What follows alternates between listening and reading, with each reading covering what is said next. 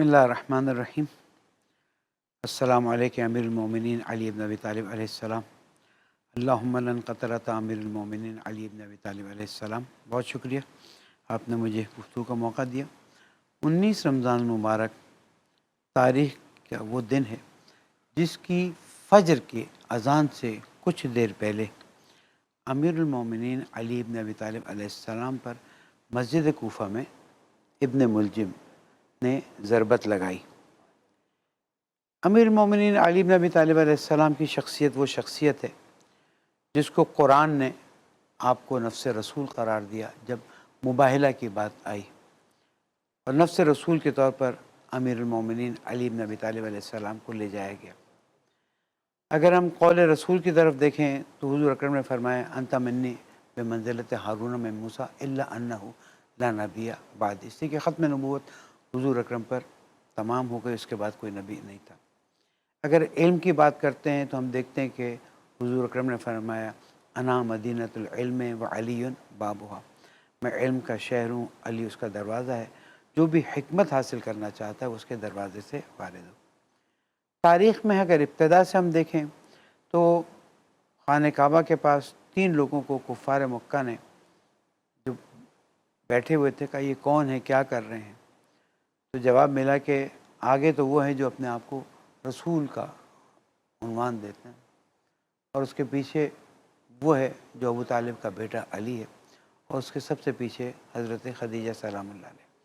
تو ابتدائے عبادت کا زمانہ، اس کے بعد ہم آتے ہیں دیکھتے ہیں کہ شب ہجرت بستر رسول اکرم صلی اللہ علیہ وآلہ وسلم پر بھی امیر المومنین السلام کو لٹایا گیا، اور جب کفار مکہ صبح آئے تو انہوں نے دیکھا کہ رسول اکرم تشریف فرما نہیں ہے، اور جو گفتگو ہوئی تو امیر المومنین السلام کی زندگی پھر ہجرت کے بعد جنگ بدر آئی۔ جنگ بدر میں جہاں 70 کی تعداد بتائی جاتی ہے کفار مکہ مارے گئے، اس میں قطعی طور پر 35 یعنی ہاف امیر المومنین علی بن طالب علیہ السلام نے تنہا قتل کی اور واصل جہنم کیا۔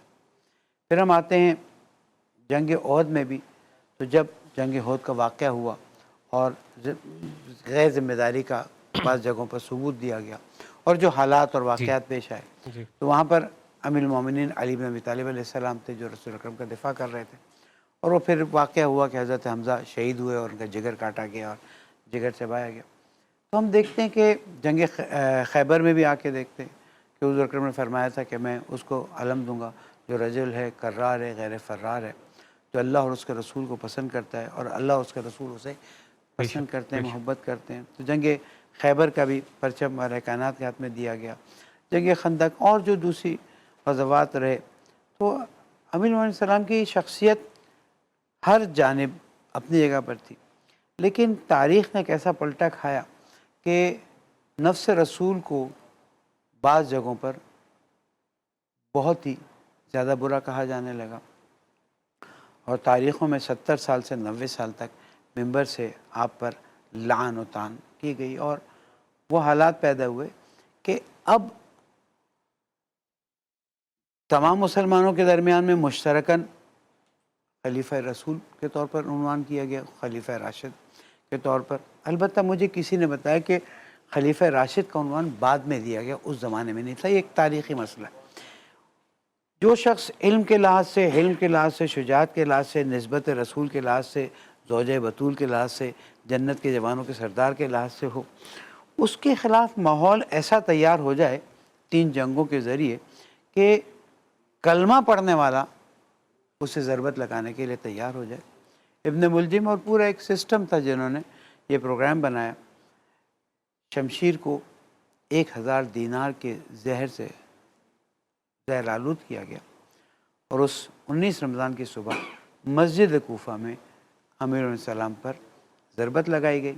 اور ایک نقطہ عرض کرتا ہوں، پھر آگے کی گفتگو آگے بڑھائیں گے، کہ شام میں جب یہ خبر پہنچی کہ علی کو مسجد میں شہید کر دیا گیا، تو یہ تاریخ میں بات آئی ہے، سچی جھوٹی تو تاریخ خود اپنا طے کرے، کہ شام کے لوگوں نے پوچھا کہ علی مسجد میں کیا کرنے گئے تھے۔ تو یہ چیزیں رہی ہیں تاریخ میں، جس کے بہت ہی منفی نتائج رہے، اور چیزیں اس طرح سے آگے بڑھیں، اور 21ویں رمضان کو میرے مولا کی शहादत वाक़ई हुई जो तारीख़ में सबको पता है। जी नाज़रीन एक छोटा सा एहतिकाफ ब्रेक पे भी लेते मैं हैं और ब्रेक के बाद जी एहतिकाफ के हवाले से भी जी आपका मौका एहतिकाफ करें। के सिलसिले में जी, मुख्तसरन अर्ज़ ब्रेक की तरफ करता जाना। चलूँ कि एहतिकाफ सिर्फ़ और सिर्फ मस्जिद में। अच्छा एक वो जो हदीस है कि तुम्हारे लिए ज़मीन को मस्जिद करार दिया गया, वो अच्छी बात है बिल्कुल कि जहाँ पर तुम चाहो सजदा करो, अल्लाह ताला कबूल फरमाएगा। लेकिन फ़िक़्ह जाफ़री के लिहाज़ से मकतब अहले बैत अलैहिम सल्लम कहते हैं एहतिकाफ सिर्फ मस्जिद में होगा। ख़वातीन भी अगर एहतिकाफ करना चाहती हैं मस्जिद में, हमारे यहाँ एहतिकाफ कम अज़ कम 3 दिन और 10 दिन तक जा सकता है, पूरा महीना भी जा सकता है। मस्जिद भी हमारे यहाँ शर्त ये है कि जामे मस्जिद होनी चाहिए, हर मस्जिद में एहतिकाफ नहीं होगा।